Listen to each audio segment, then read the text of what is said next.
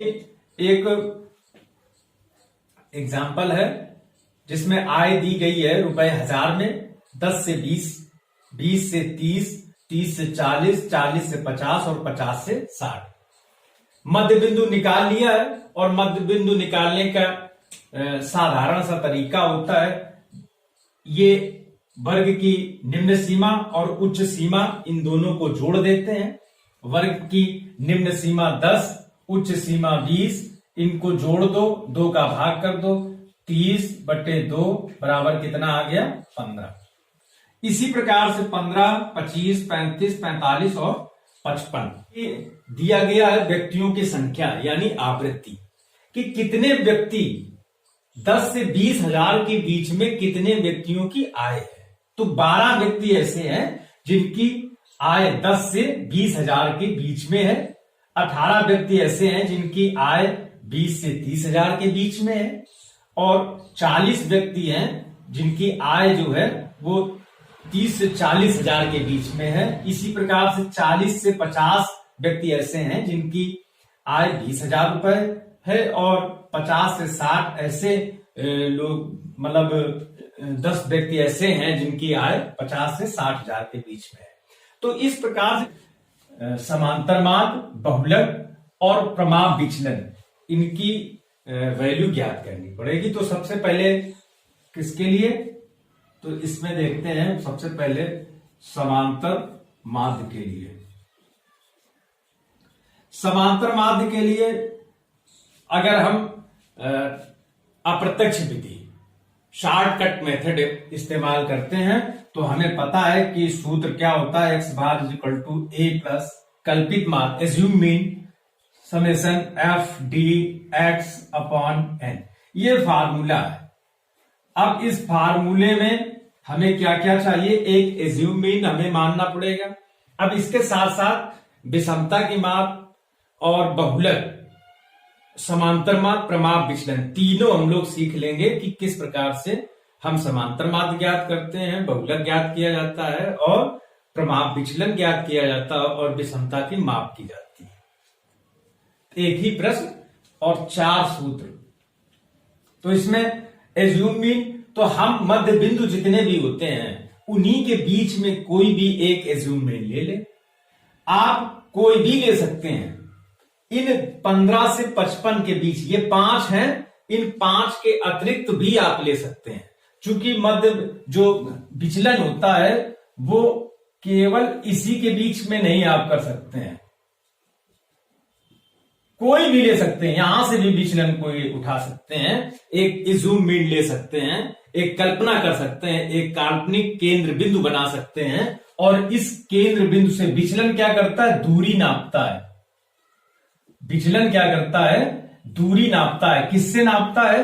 एक केंद्र बिंदु जो केंद्रीय प्रवृत्ति की माप है, जो सेंट्रल है, वो चाहे माध्य हो, माध्यिका हो या बहुलक हो, जो केंद्रीय प्रवृत्ति की माप है, या गुणोत्तर माध्य हो या हरात्मक माध्य हो, तो ये यहां से दूरियां नापी जाती हैं, इनकी दूरियां नापी जाएंगी। अब यदि हम इनके बीच से ही कोई पद ले रहे हैं जिनको कल्पित माध्य ले रहे हैं, तो यहां अधिकतम लोअर कितना है? 15 है, अधिकतम 55 है। 15 सबसे लोअर लिमिट है और 55 सबसे हाईएस्ट लिमिट है। यदि हम 15 ले लेंगे तो शेष मूल्य धनात्मक हो जाएंगे। जितने भी 4 हैं इनसे जब विचलन निकालेंगे तो वो धनात्मक विचलन निकलेंगे। और यदि हम 55 ले लेंगे तो सारे विचलन कैसे हो जाएंगे? ऋणात्मक हो जाएंगे। इसी प्रकार से इन 5 के अतिरिक्त यदि हम बाहर से कोई विचलन ले ले या कोई कल्पित माध्य ले ले जिससे हम एक काल्पनिक कल्पना कर ले, यदि हम 15 से छोटा ले लेते हैं, 14 ले लेते हैं, तो सारे मूल्य वो भी धनात्मक हो जाएंगे। और यदि हम 55 के ऊपर यदि 56 भी ले लेते हैं तो सारे मूल्य कैसे हो जाएंगे? ऋणात्मक हो जाएंगे। ये करके देखें, ये प्रयोग करके देखें कि यदि हम इनके अतिरिक्त कोई एक बाहर से भी कल्पित माध्य ले लें तो क्या हमारा समांतर मार्ग का उत्तर जो है वो एक जैसा आएगा?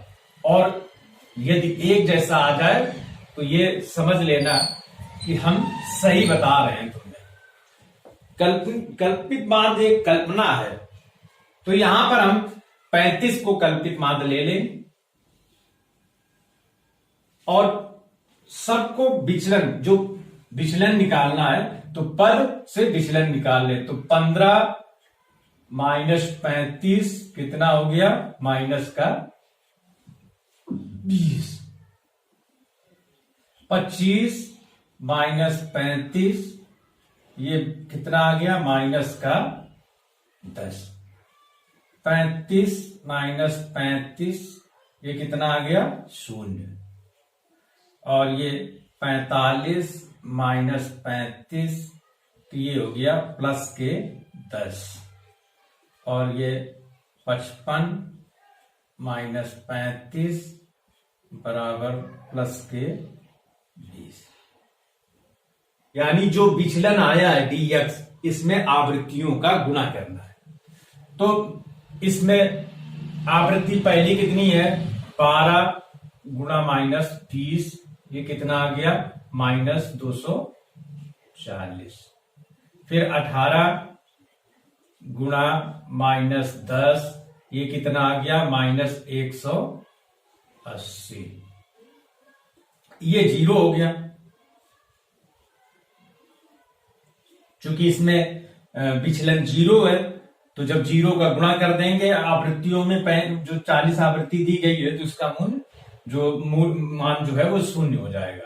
अगला ले लें, तो इसमें आवृत्ति है 20 गुणा प्लस का 10 ये हो जाएगा प्लस के 200। और आवृत्तियों के साथ में जब विचलन ज्ञात करेंगे तो कुछ प्लस के होंगे, कुछ माइनस के होंगे, तो चिन्हों का विशेष ध्यान रखें। यदि हम यहां पर 15 ले लेते तो ये सारे पद जो हैं ये धनात्मक हो जाते। ये भी कर सकते हैं जिन्हें थोड़ा सा कंसंट्रेशन कम है तो वो सबसे लोअर कल्पित माध्य लें, सबसे कम जो भी हो, सबसे कम। उसमें होगा ये कि कैलकुलेशन बढ़ जाएगा, किंतु उसमें जो ऋणात्मक पद आ जाते हैं उसकी परेशानी से बच जाएंगे। तो सबसे कम ले लें 15, तो सारे पद धनात्मक हो जाएंगे। यद्यपि थोड़ी सी जो कैलकुलेशन है वो लंबी हो जाएगी। और दूसरा इसमें बचा 10 और प्लस 20 ये हो गया प्लस के 200। अब ये हमें इसका सम चाहिए, इसका सम चाहिए, इसका योग हमें निकालना पड़ेगा एफ डी एक्स। तो ये हम जब जोड़ेंगे तो ये ऊपर वाले जोड़ लें तो ये हो जाएगा 420। 0 8 4 12 के 2 इसलिए 2 1 3 420 और ये हो गया 400। तो ये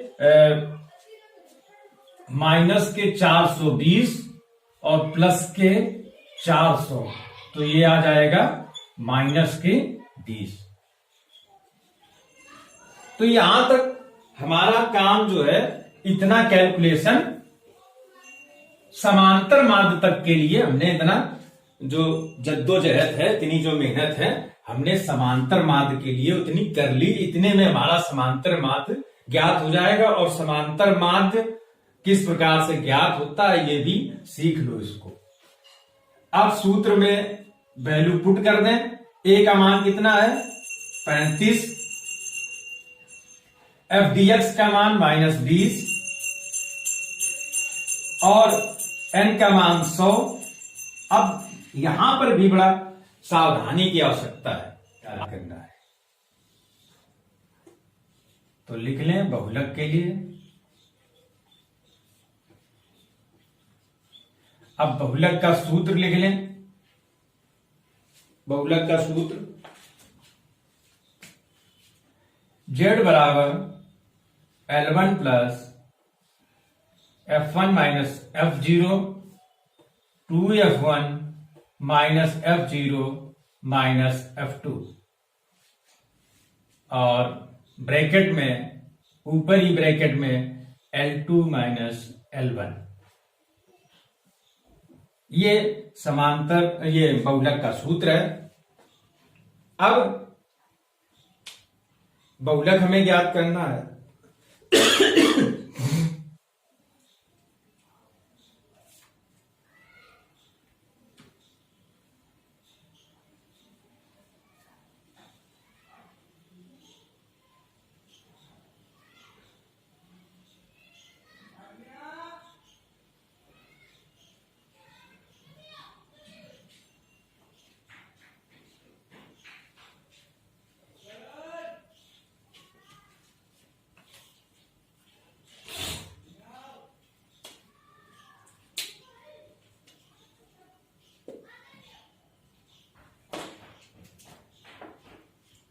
हमें पता है बहुलक ज्ञात करने की दो विधियां होती हैं।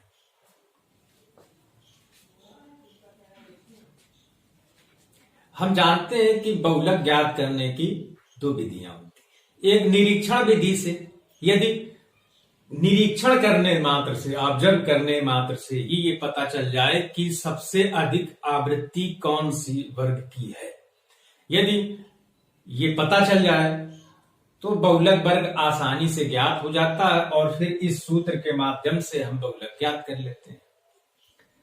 यदि कभी इस प्रकार की स्थितियां होती हैं जिसमें बहुलक ज्ञात करना कठिन होता है, तब हम ग्रुपिंग मेथड का प्रयोग करते हैं। तब थोड़ा सा और कैलकुलेशन पड़ा जाएगा।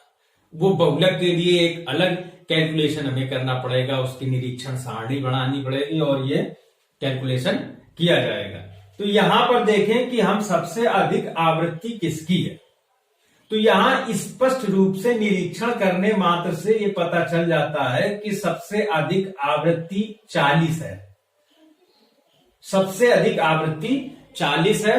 तो 40 का वर्ग कौन सा है? तो 40 का वर्ग है 30 से 40 वाला। तो यहां पर लिख लें, निरीक्षण के द्वारा हमें यह पता चल गया है बहुलक वर्ग। बहुलक वर्ग कौन सा है? बहुलक वर्ग है तुम्हारा 30 से 40। अब 30 से 40 तुम्हारा बहुलक वर्ग है। तो F1 ये हो गई बहुलक वर्ग की आवृत्ति। F1 कौन सी हो गई? बहुलक वर्ग की आवृत्ति कौन सी हो गई? 40। F0 बहुलक वर्ग की आवृत्ति के पूर्व की आवृत्ति, तो ये 18 क्या हो गई? पूर्व की आवृत्ति। पहले की आवृत्ति F0, F0 और F2 बहुलक वर्ग की आवृत्ति के बाद की आवृत्ति, तो ये हो गई F2। तो ये तीनों ज्ञात हो गए। L1 वर्ग की निम्न सीमा L1 ये क्या हो गई? 30 L1 हो गई। 40 क्या हो गई? बहुलक वर्ग की उच्च सीमा। अब ये सभी मान हो ज्ञात। देखिए 1, 2, 3, 4 और 5। 1, 2, 3, 4, 5 ये 5 मान हमें पता है और इसमें हम यदि रख दें तो बहुलक ज्ञात हो जाएगा। तो बहुलक ज्ञात करते हैं तो क्या करते हैं? आगे बढ़ते हैं थोड़ा सा और जो फार्मूला है उसमें वैल्यू सबकी रखते हैं। Z बराबर L1 का मान 30, F1 का मान 40, F0 का मान 18, 2F1 का मान 40, F0 का मान 18 और F2 का मान 20 और ब्रैकेट में ऊपर L2 माइनस L1, 40 माइनस 30। ये आ गया। और सरल कर लें इसको। Z बराबर 30 प्लस 40 से 18 गए तो ये हो गए तुम्हारे 22।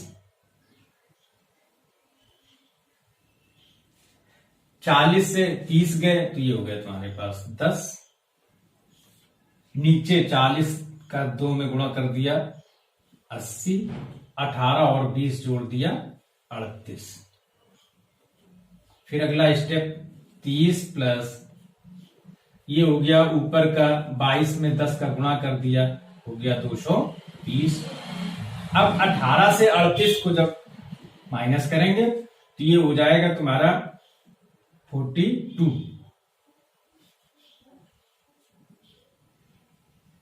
10 में 8 गए 2, 7 में 4 गए, 7 में 3 गए 4। ये हो गया। अब इसको थोड़ा सा और सरल कर लें। 220 में 42 का से डिवाइड कर लें, प्लस ये हो गया 5.23, जोड़ दो पूरा 35.23। तो जेड का मान कितना आ गया, बहुलक कितना आ गया, 35.23। अब यहां तक तो हमारा हमने समांतर माध्य ज्ञात कर लिया, समांतर माध्य ज्ञात कर लिया और बहुलक ज्ञात कर लिया। इसके लिए प्रमाप विचलन के लिए, प्रमाप विचलन के लिए। प्रमाप विचलन का सूत्र हमें पता है, root summation f d x square बटे n minus summation f d x बटे एन का होल स्क्वायर। ये सूत्र है, किसका है, प्रमाप विचलन का सूत्र ये है। अब हमारे पास कौन कौन सी वैल्यू नहीं है जो हमें ज्ञात करनी है, तो हम एफ डी एक्स एन है हमारे पास, एफ डी एक्स भी है। अब है क्या नहीं हमारे पास एफ डी एक्स स्क्वायर नहीं है।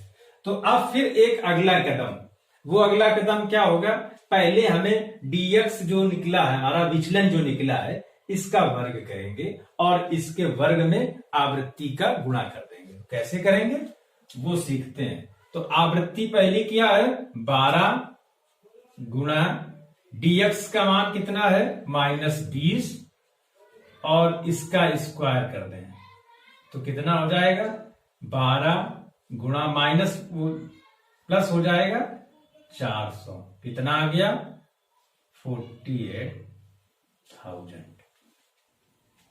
कर लेंगे f और इसमें जो तुम्हारा dx है, dx आ गया।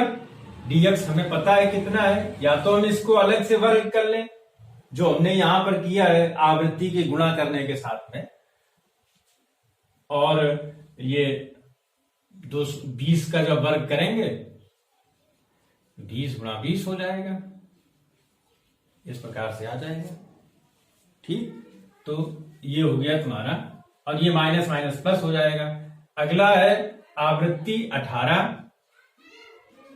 विचलन कितना है, -10 होल स्क्वायर कर दें इसका, 18 और 10 का स्क्वायर कितना होता है, 100, तो ये हो जाएगा 1800, 1800। तीसरा विचलन 0 है, तो ये तुम्हारा जो वैल्यू हो जाएगी कितनी हो जाएगी, 0 हो जाएगी। तीसरे में आवृत्ति है 20 और विचलन है प्लस का 10, वर्ग कर दें तो ये हो जाएगा 20 गुणा 100 बराबर 2000। फिर अगला आवृत्ति है 10, विचलन कितना है, प्लस का 20, वर्ग कर दें 10 गुणा 400, ये हो जाएगा 4000। इस प्रकार से हमने क्या कर लिया है कि विचलन और विचलन का वर्ग और उसकी आवृत्ति। अब इसका सम कर लें, सम एफ डी एक्स स्क्वायर, सभी वैल्यू जोड़ दें तो पीछे के दोनों 2 0 0 हैं इसमें, तो ये हो जाएंगे पीछे के दोनों 0 0। अब इसमें 8 और 8 16, तो ये तीसरे आ गए 6, 1 4 5, 1 6, 6 2 8 और 8 4 12, तो ये आ गया सम 12,600। अब हमारे पास एफ डी एक्स स्क्वायर भी है, एफ डी एक्स भी है, एन भी है, वैल्यू रख दें इसमें, अगला step F d x square का मान कितना आ गया,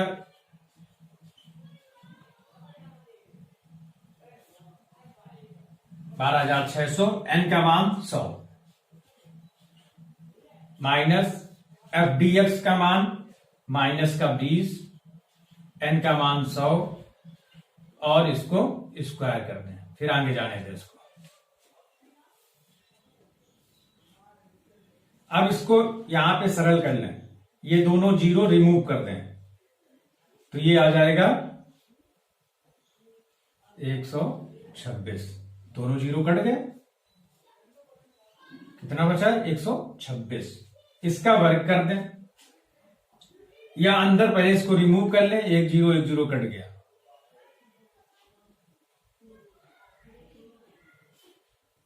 -2/10, स्क्वायर कर दें इसको,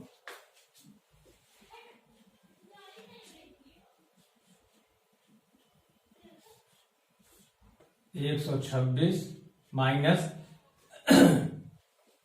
ये हो जाएगा 4/100,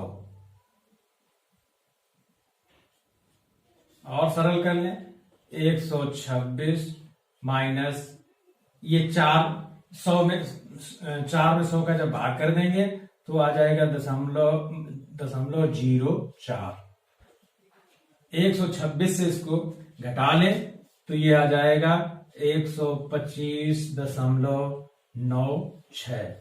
जब 125.96 का जब हम रूट निकालेंगे तो ये आएगा 11.22 के लगभग आएगा, 11.22। यही हो गया तुम्हारा प्रमाप विचलन। तो ये प्रमाप विचलन बराबर कितना हो गया, 11.22।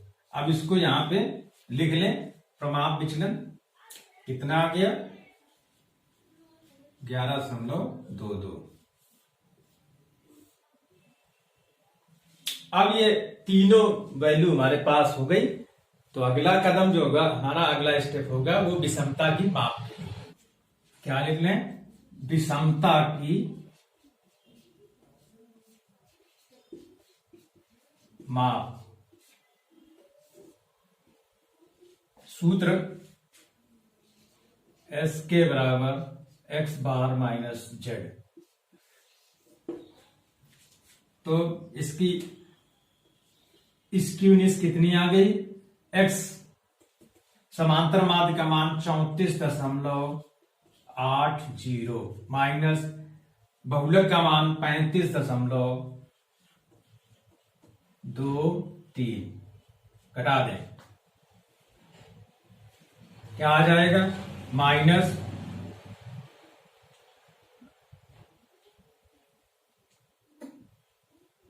तीन और 12 में 8 गए 4, और ये हो गया 4 0। कितना आ गया, एस के इसकी यूनिट आ गई -0.43।